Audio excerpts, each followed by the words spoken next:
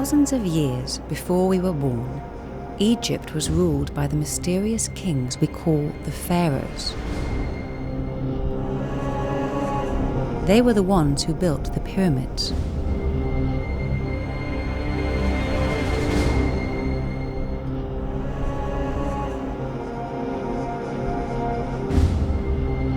About 100 years ago, archaeologists discovered the grave of a child pharaoh. His name was Tutankhamun.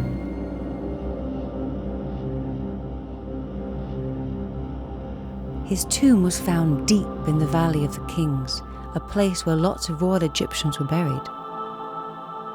Over 5,000 precious objects were placed in his tomb to serve him in his afterlife. Thrones, beds, chariots, precious fabrics, game boards and statues were found next to his mummy. Most of his treasures were made out of gold, ivory and precious stones. His body was placed inside a coffin that was then placed inside another coffin and then another. The inner coffin is the most magnificent. It is made by 110 kilos of solid gold. Although he was not one of Egypt's most powerful rulers, we know a lot about his life because his tomb is the only one that has never been robbed.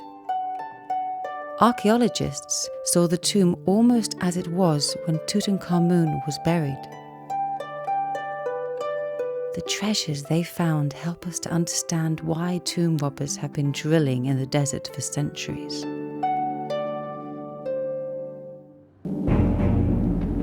Tomb robbery is one of Egypt's oldest professions. Even in ancient times, tombs were plundered for their valuable objects, and whenever they could catch them, the authorities brought the robbers to justice. Almost the same thing happened nearly 3,000 years later in Deir el-Bahri, near the famous Valley of the Kings.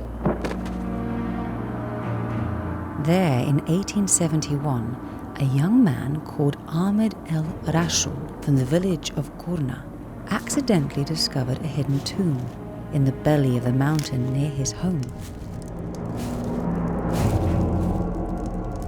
He spread the news to his family, and soon the whole village had a new occupation: stealing from the long dead.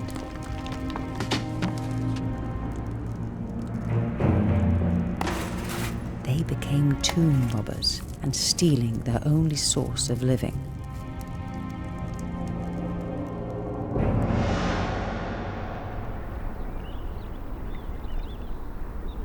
They began trading their finds with dealers from Luxor and Cairo who were always eager for new antiquities to sell to European tourists and collectors. Soon, many of the objects from the treasures of Deir el-Bahri started to appear in the West. They included beautifully illustrated funerary papyri and royal shabti, all in perfect condition. The Egyptian authorities started to suspect that something was going on and decided to launch an investigation.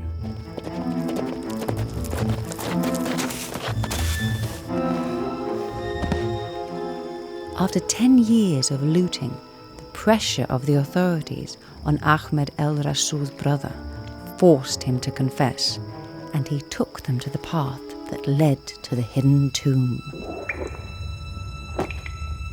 When archaeologist Emil Bruch finally arrived to investigate the long-lost tomb, he was stunned by what he saw. We came upon cases of porcelain funerary offerings, and when we reached the turn of the passage, a cluster of mummy cases came into view. Collecting my senses, I made the best examination of them I could by the light of my lamp, and at once saw they contained royal mummies, and yet that was not all. I came to the end chamber and there, standing against the walls or lying on the floor, I found even a greater number of mummy cases of stupendous size and weight.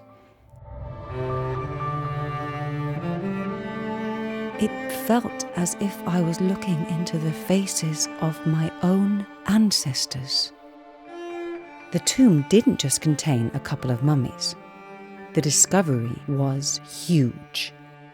There were more than 50 kings, queens, and other royal bodies in this one place.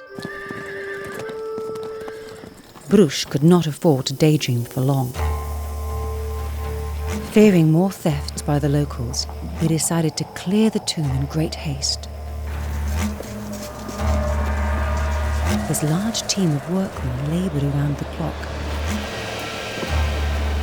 and within a matter of days, the mummies, packed in sailcloth and matting, were on their way by boat to Cairo.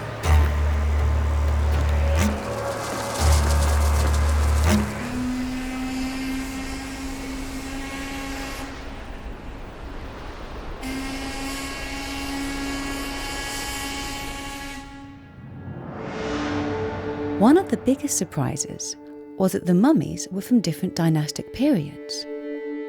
Among them were Ahmose Meritamon from the 17th dynasty, Thutmose III from the 18th, and Seti I from the 19th. What had happened? Why had a single tomb yielded the mummies of so many kings and queens? After careful investigation, the answer came to Bruges. This was an ancient hiding place for the Egyptian royal dead. Priests had moved the mummies from one tomb to the other to protect them from ancient tomb robbers. You might ask, why does the looting of tombs matter? The ancient Egyptians believed that death is not the end, but the beginning of a new life. They believed that if the body was preserved, the soul would continue to live in it. As they couldn't stop the decay completely, they used the art of mummification and discovered clever ways to preserve their dead. They buried their dead in big rooms, leaving food and whatever other objects the dead person loved nearby. The tomb of Makerta, for example, a nobleman from the 9th dynasty, contained 25 sets of small figurines. These miniature figures represent activities that he enjoyed in life and that he wished to see repeated in his afterlife. But for us today, they are priceless clues about how the ancient Egyptians lived so many years ago.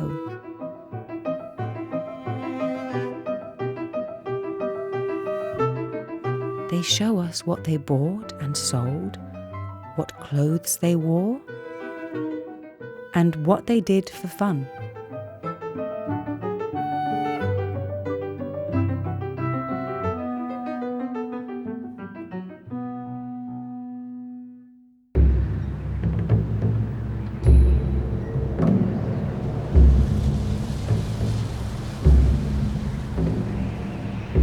Most of the knowledge we have of ancient Egypt comes from ancient tombs.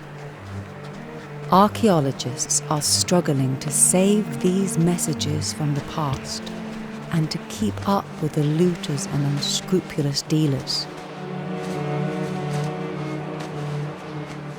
That way, the mummies can continue to rest in peace, whilst helping us to understand more about where we came from and how our civilization began.